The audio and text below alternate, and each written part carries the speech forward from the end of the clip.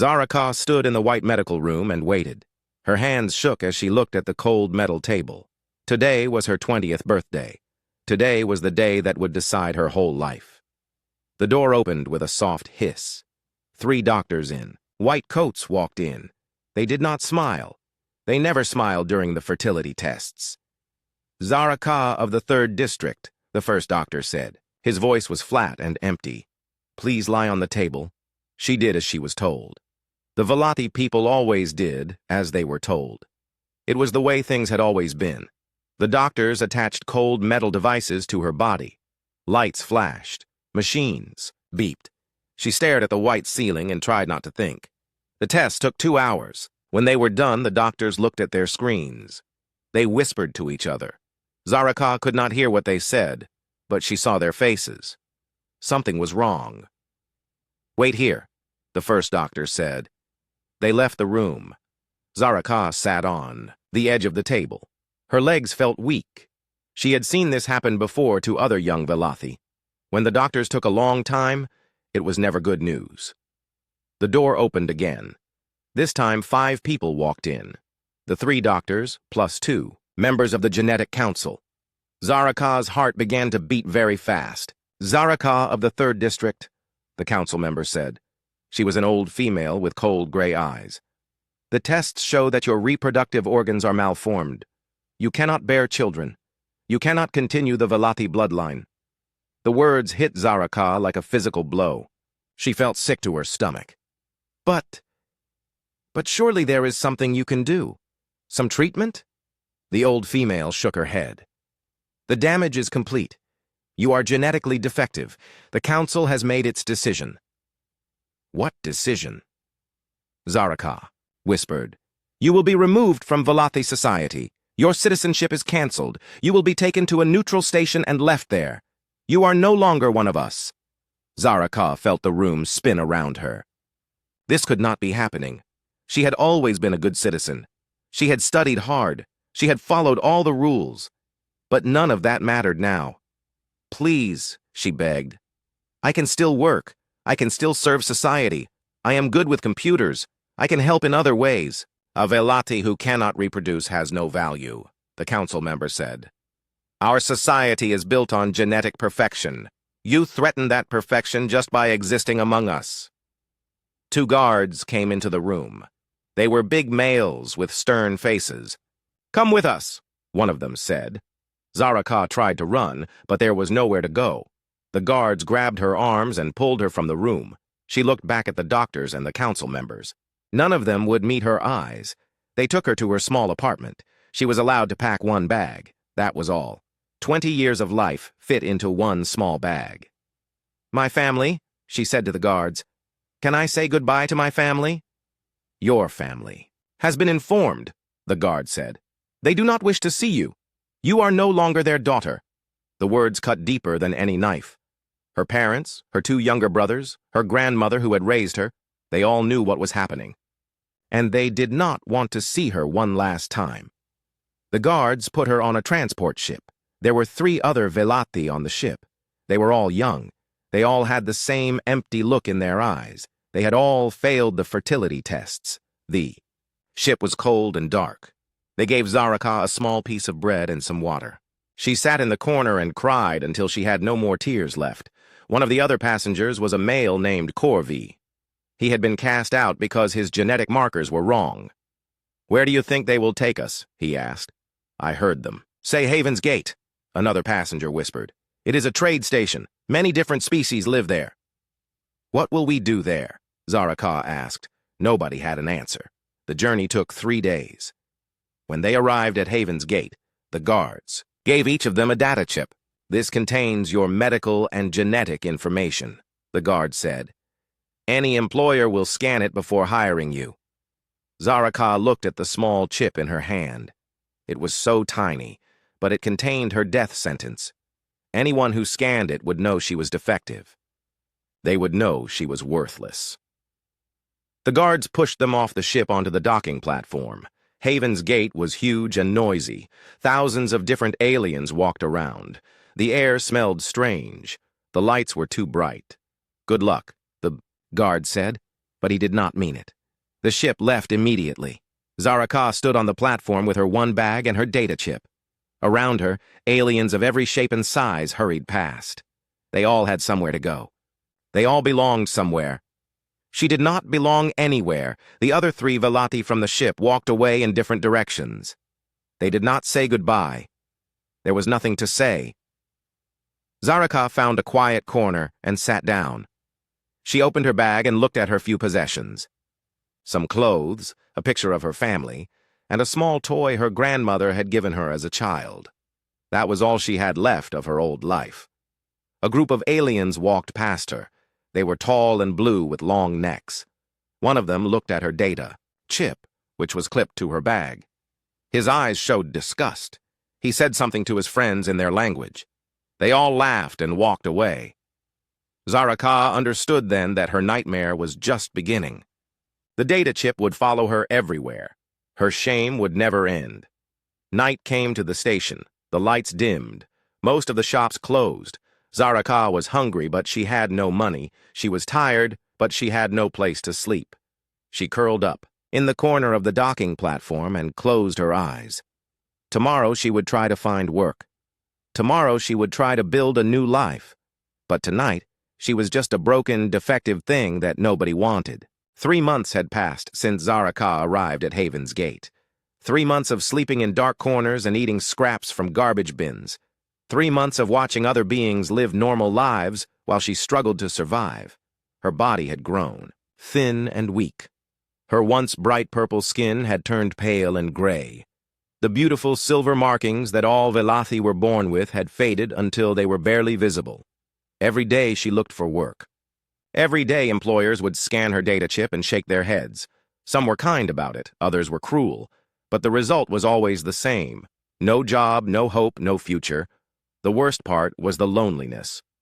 On Velati Prime, she had been surrounded by family and friends. Here, she spoke to no one. Many aliens at the station could not even understand her language. Those who could understand usually wanted nothing to do with her. On this particular night, Zaraka had not eaten in 2 days. She had found a hiding place in the lower levels of the station, in a maintenance tunnel that most people forgot existed. The air was thick and hard to breathe, but it was quiet and dark. She lay on the cold metal floor and closed her eyes. Maybe if she slept, the hunger would go away. Maybe she would dream of home, back when she still had a home. But sleep would not come. Her stomach hurt too much. Her head felt dizzy and strange. She tried to sit up, but the world spun around her. Black spots appeared in front of her eyes. Zaraka tried to call for help, but her voice was too weak. No one would hear her anyway. No one cared if one defective alien lived or died. The black spots grew bigger. The spinning got worse. She felt herself falling, but she was already on the ground. Everything went dark. She did not know how long she was unconscious. When she woke up, she was in a bright room that smelled clean. Soft music played in the background. Someone was talking, but she could not understand the words. "She's waking up," a voice said. It was a female voice, gentle and warm. Zaraka opened her eyes slowly. The light hurt at first. When her vision cleared, she saw 2 strange beings looking down at her. They were short and pink, with small eyes and flat faces. She had never seen creatures like them before. Fear shot through her weak body. Were they going to hurt her? Eat her? She tried to run, but her body would not move. She was too weak. "Hey, it's okay," one of the creatures said. It was a male with brown fur on top of his head. "You're safe. We're not going to hurt you." Zaraka did not understand the words, but something in his tone was calming. These creatures did not look angry or cruel. They looked worried. "Can you understand me?" the female asked. She had long yellow fur and kind eyes. Zaraka shook her head. The female reached for a small device on the table next to the bed. She pressed some buttons and held it between them. "Can you understand me now?" the device said in perfect Velati. Zaraka gasped. Yes, I can understand you. What are you? Where am I?" "My name is Dr. Lisa Warren," the female said through the translator. "This is Jake Martinez. We found you collapsed in the maintenance. Tunnels. You were severely malnourished and dehydrated. You're in the Human Medical Center now. Human? Zaraka had never heard that word before. That's what we are, Jake said with a smile. Humans. We're from a planet called Earth. Why did you help me? Zaraka asked. You don't even know me. Lisa and Jake looked at each other with confusion. Why wouldn't we help you? Lisa asked. You were hurt and alone. It's what any decent person would do. But I'm defective, Zaraka said. She reached for her bag, which was sitting on a chair nearby. Her data chip was still clipped to it. Scan this. You'll see. I'm worthless. Jake took the chip and looked at it curiously. What's this supposed to tell us? It shows my genetic information, my fertility ratings. It proves I cannot have children. I am useless to society. Lisa scanned the chip with a medical device. She read the information and frowned, but not in disgust. She looked sad. This is horrible, Lisa said quietly. They threw you out just because you can't have babies? Of course, Zaraka said. That is what Velothi do with defective individuals. It is the law. Well, it's a stupid law, Jake said firmly. A person's worth isn't based on whether they can have kids or not. Zaraka stared at him. What do you mean? I mean that every person has value just for being who they are, Jake explained. My Aunt Carol can't have children, but she's a teacher who has helped thousands of kids learn and grow. She's one of the most important people in my life. But if she cannot reproduce, how can she be important? Zaraka asked. Because there are many ways to contribute to the world, Lisa said. Having children is just one way. You can help people, create art, solve problems, make discoveries. The universe is full of possibilities. These concepts were completely alien to Zaraka. On Velothi Prime, reproduction was the only thing that mattered. If you could not have children, you were nothing. I don't understand, she said. That's okay, Jake said. You've been through a lot. Right now, you need to focus on getting better. When you're stronger, we can talk more. Lisa checked the machines connected to Zaraka's body. Your nutritional levels are very low, but you should recover, fully with proper food and rest. I want to keep you here for a few days to make sure you're okay. I cannot pay for medical treatment, Zaraka said. I have no money. Don't worry about that, Lisa said. Healthcare is a right, not a privilege. Everyone deserves to be healthy. Over. The next 3 days, Jake and Lisa visited Zaraka often. They brought her food, real food, not scraps from garbage bins. They asked about her life and her people. They listened to her story without judgment. Jake told her about human culture.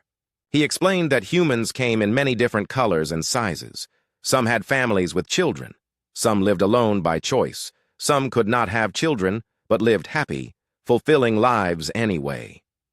On Earth, we say that family is not just about blood, Jake explained. Family can be the people you choose to love and care for. Some of my closest family members are not related to me at all.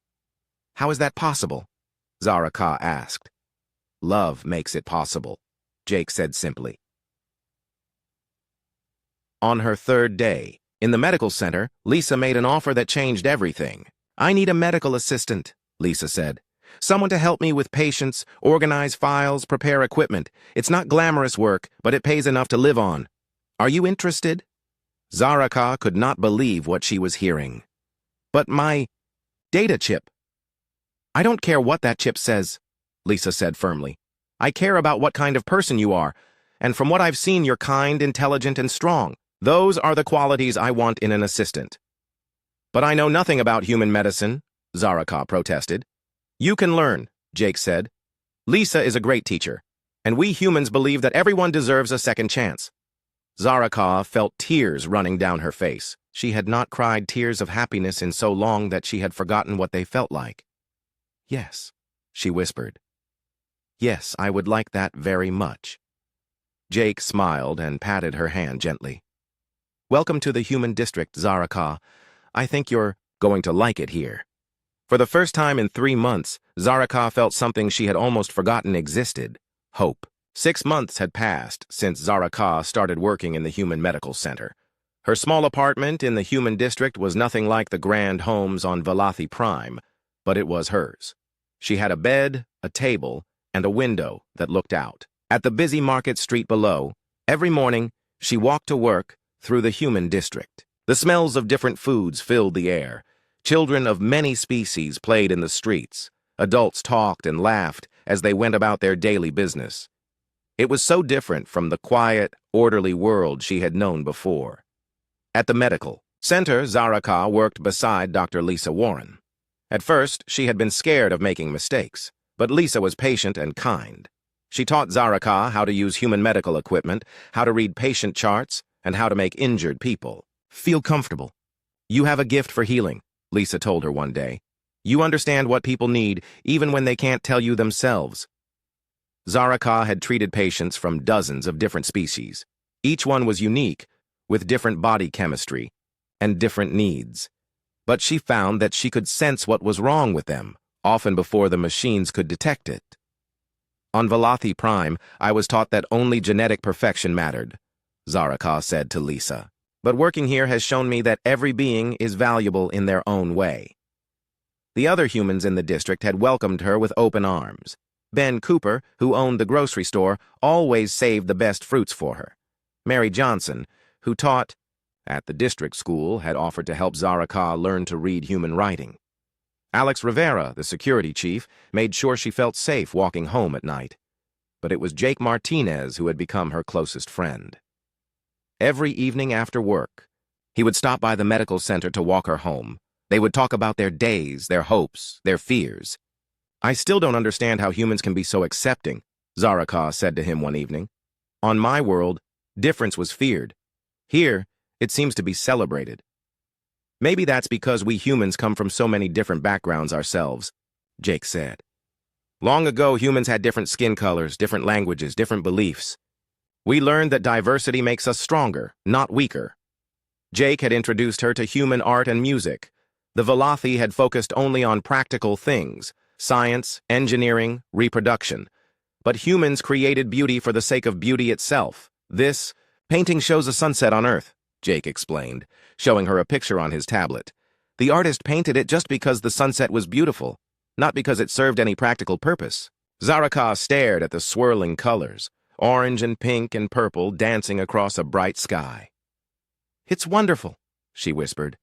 "But why spend time on something that doesn't help society?" "Because beauty helps the soul," Jake said. "Humans believe that life is about more than just surviving and reproducing. It's about finding joy, creating meaning, connecting with others." These concepts were still hard for Zaraka to understand, but she was learning. She had started decorating her apartment with colorful fabrics from the market. She had bought a small plant that served no purpose except to look pretty on her windowsill. The biggest revelation came when she met different types of human families. There was Carlos and David, two males who lived together as partners. They could not have biological children, but they had adopted a young Terran girl who called them both Dad. There was Susan Mitchell, a single female who had chosen never to marry or have children. Instead, she ran a charity that helped feed hungry refugees. "I mother the whole station," she joked. There was Mr. and Mrs. Kim, an elderly couple whose children had grown up and moved away. They spent their time volunteering at the hospital and teaching young people job skills. "All of these people are valued in your society?" Zaraka asked Jake. "Of course," Jake said. "Carlos and David are some of the best parents I know. Susan has saved more lives than I can count. The Kims have shared their wisdom with hundreds of young people. Why wouldn't they be valued?"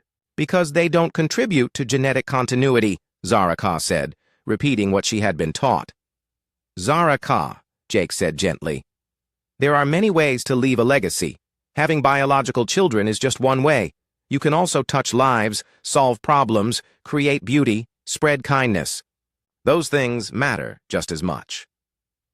One day, a new patient came to the medical center. She was a young Valathi female, probably the same age as Zaraka. She had been injured in a transport accident and needed surgery. When the patient saw Zaraka, her eyes filled with horror. "What is that thing doing here?" she asked Dr. Warren in Valathi. "That thing is my medical assistant," Dr. Warren replied calmly, using the translator. "She is here to help you."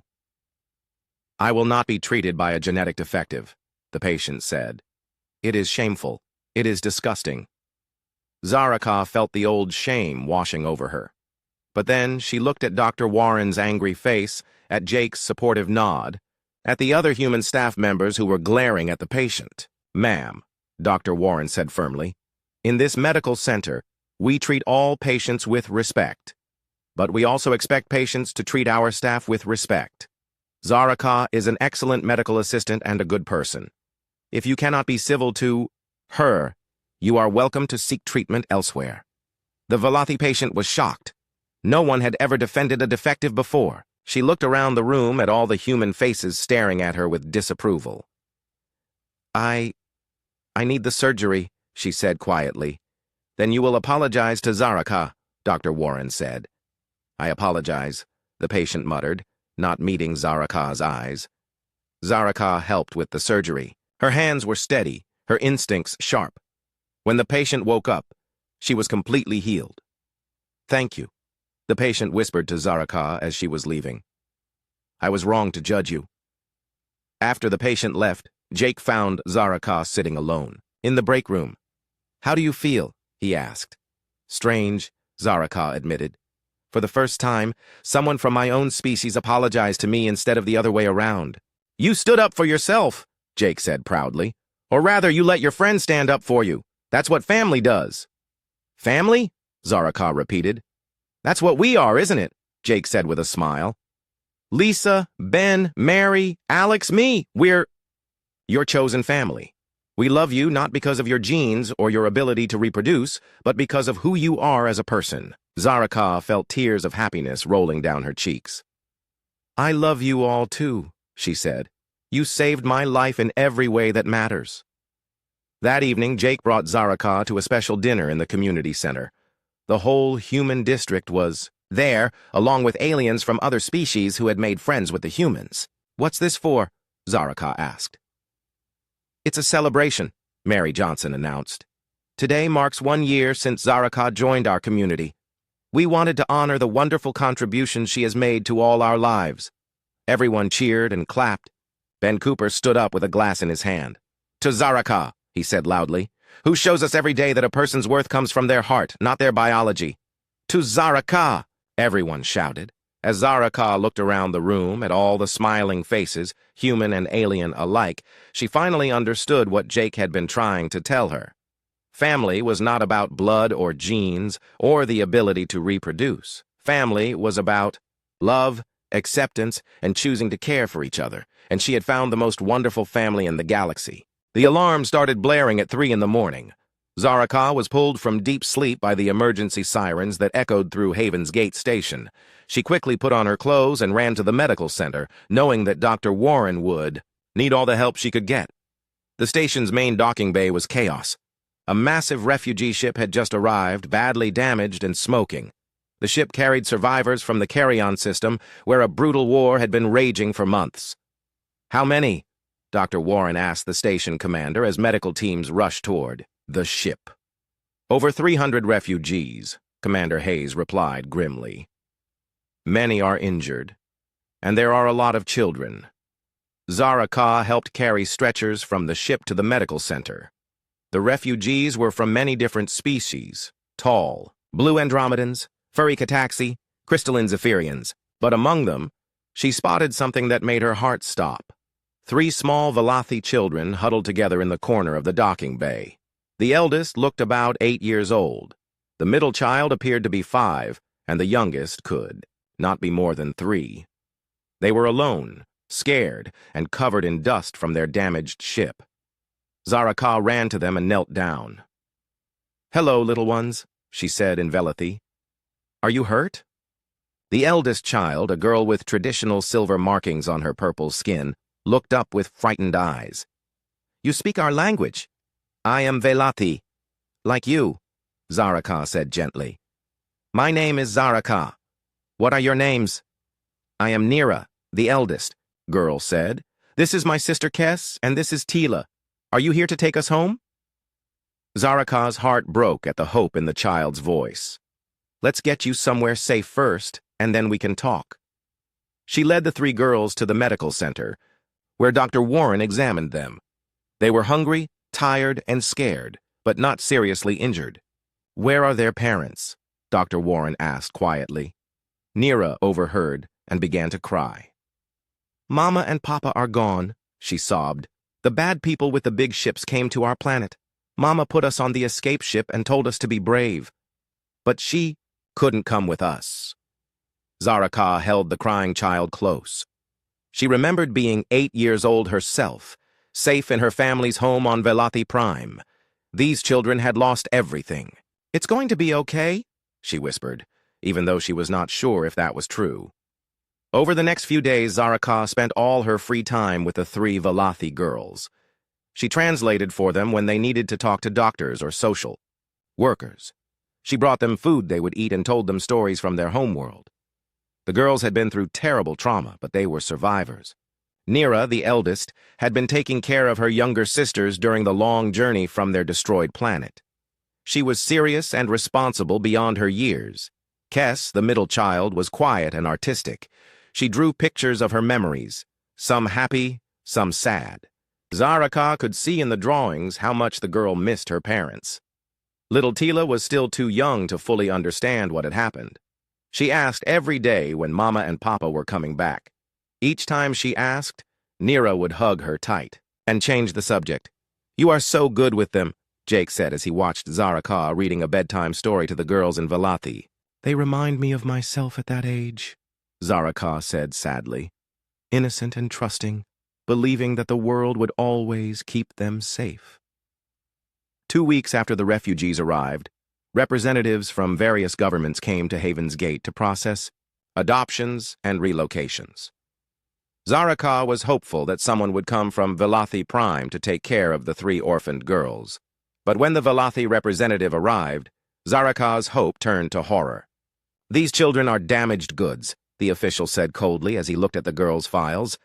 "They have been exposed to trauma and violence. They have lived among inferior species. Their genetic purity has been compromised." "What does that mean?" Dr. Warren demanded. "It means we do not want them," the official replied.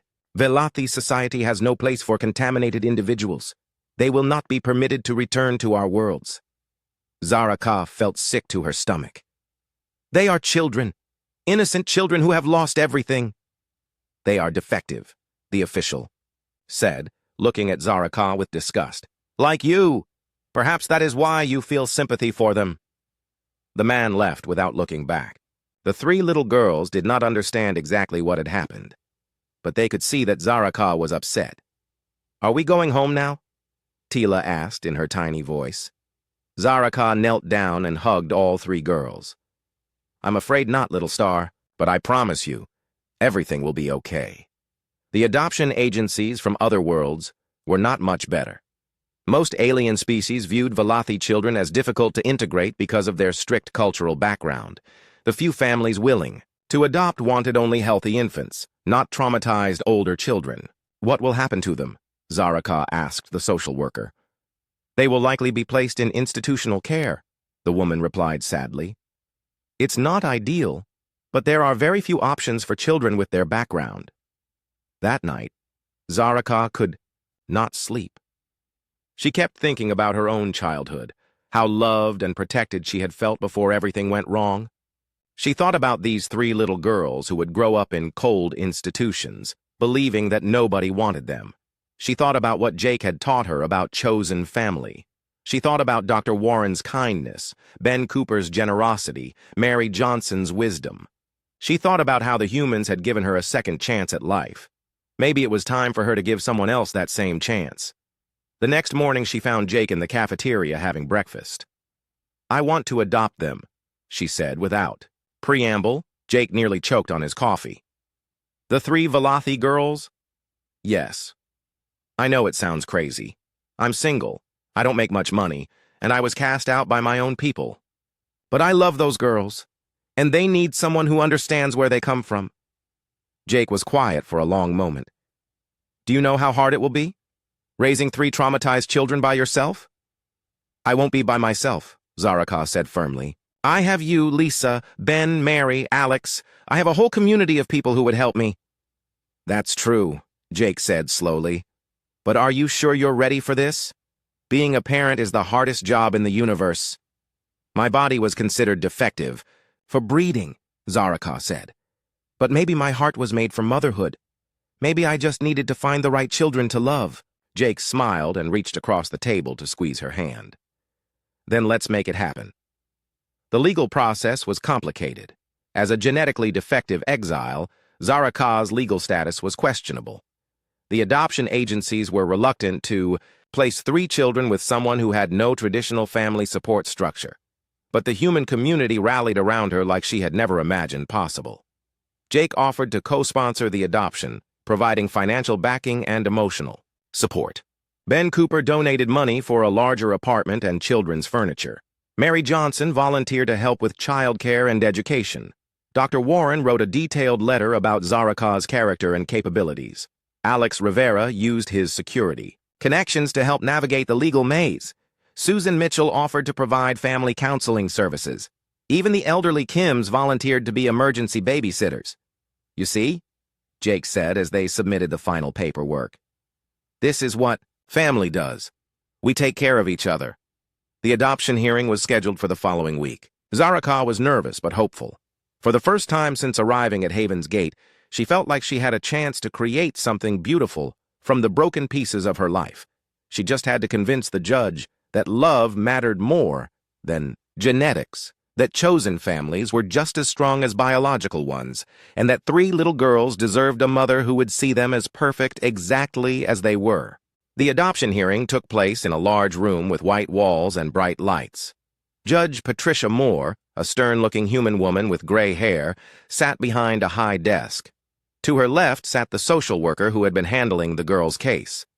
To her right sat a representative from the Galactic Children's Welfare Agency.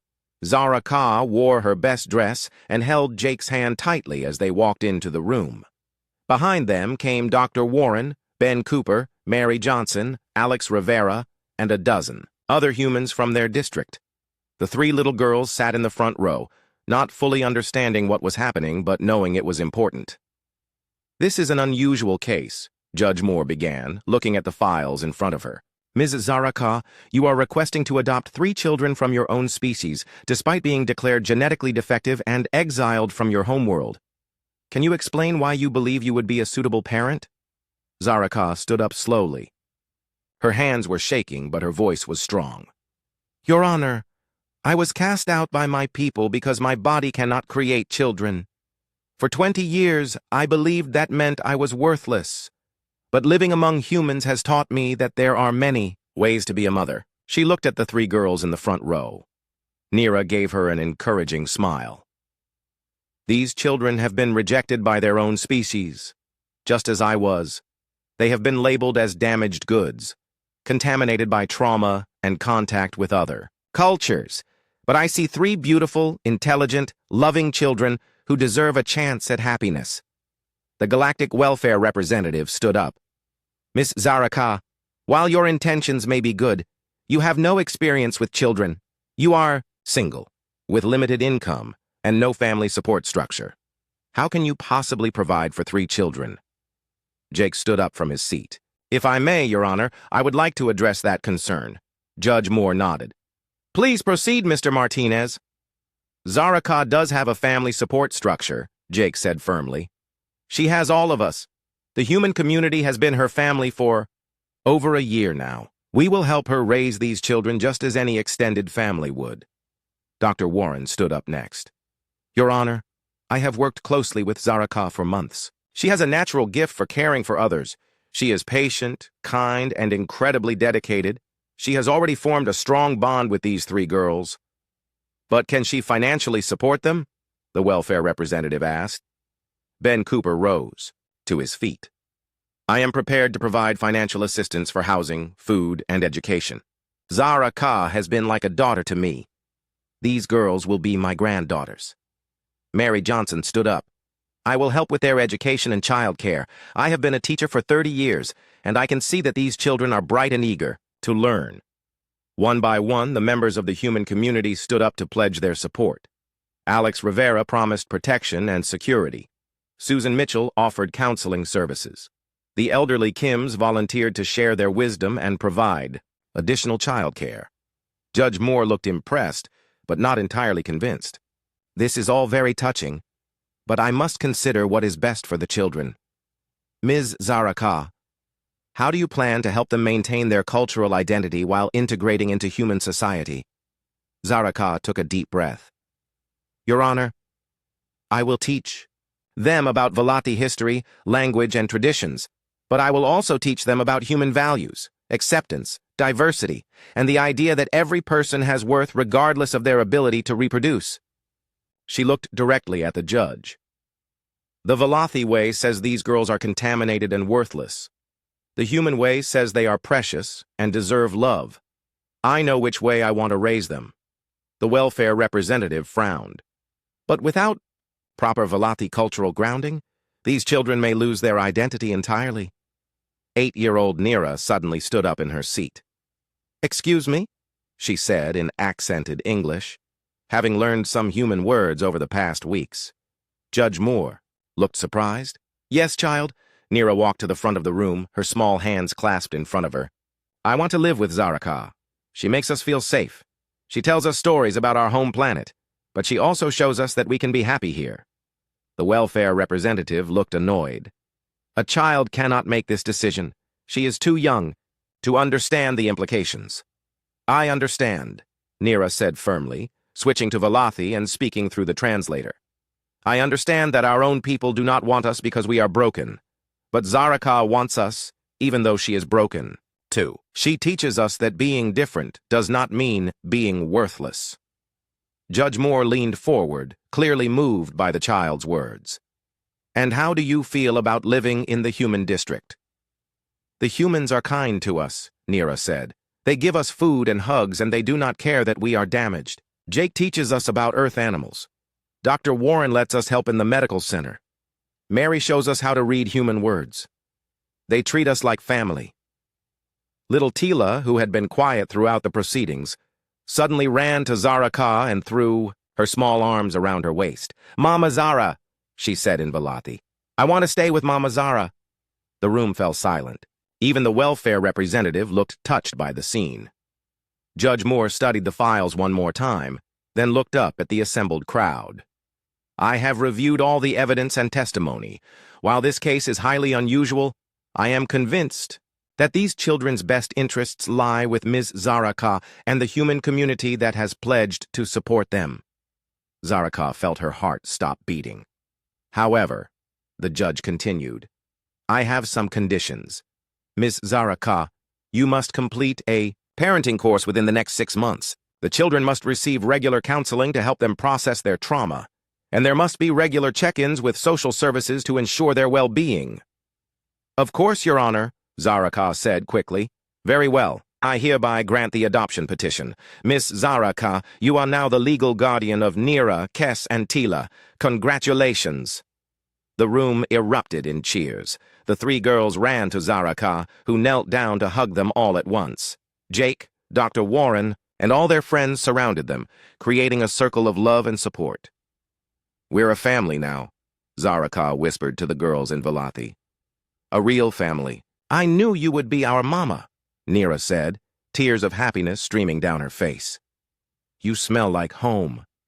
6 months later, Zaraka stood in the doorway of their new apartment and watched her daughters playing in the living room. Nira was teaching Tila how to write human letters. Kes was drawing a picture of their family, 5 figures holding hands under a bright sun. Room for one more? Jake asked, holding a bag of takeout food from Ben's restaurant. Always, Zaraka said with a smile. Jake had become like an uncle to the girls, visiting almost every day and helping with homework, bedtime stories, and the 1,000 little challenges of raising children. How was the counseling session today? He asked as they set out the food. Good. Dr. Martinez says the girls are adjusting well. Nira still has nightmares sometimes, but they're getting less frequent. Kes is opening up more about her feelings. And Tila, well, Tila is just happy to have a family again. And how are you doing, Mama Zara? Jake asked with a grin. Zaraka laughed at the nickname Tila had given her. Tired, overwhelmed, worried about everything, and completely happy. So I guess I'm doing exactly what every parent does. That evening, after the girls were asleep, Zaraka sat on her small balcony and looked out at the stars. Somewhere out there was Velati Prime, the world that had cast her out for being defective. She wondered if they knew that their genetic failure was now raising 3 beautiful children who would grow up to be strong, kind, and accepting of others. She thought about her old life, when her worth was measured only by her ability to reproduce. Now she understood that motherhood was not about biology. It was about love, sacrifice, patience, and the willingness to put someone else's needs above your own. Her body had been declared defective for breeding, but her heart had been perfectly designed for loving. She just needed humans to help her discover that truth. The door to the balcony opened behind her. 3 small figures in pajamas padded out to join her. "Mama Zara," Tila said sleepily. "We couldn't sleep." "Bad dream?" Zaraka asked, gathering the little girl into her lap. "No," Nira said, settling beside her on the bench. "We just wanted to make sure you were still here." "I'm not going anywhere," Zaraka promised, pulling all 3 girls close. "We're a family now. Families stay together." Kes pointed up at the stars. "Do you think Mama and Papa can see us from up there?" "I think they can," Zaraka said softly. "And I think they're very proud of how brave and strong you've all been." "Do you think they would like our new family?" Nira asked. Zaraka looked around. At her 3 daughters, not born of her body, but born of her heart. She thought about Jake, Dr. Warren, and all the humans who had taught her that family was about choice, not genetics. "Yes," she said with absolute certainty. "I think they would love our family very much." As they sat together under the stars, Zaraka realized that she had found something the Valathi Council could never understand. She had found a family built on love, acceptance, and the revolutionary human idea that every person, no matter how different or defective, deserved to belong somewhere. She had been cast out as worthless, but love had made her priceless.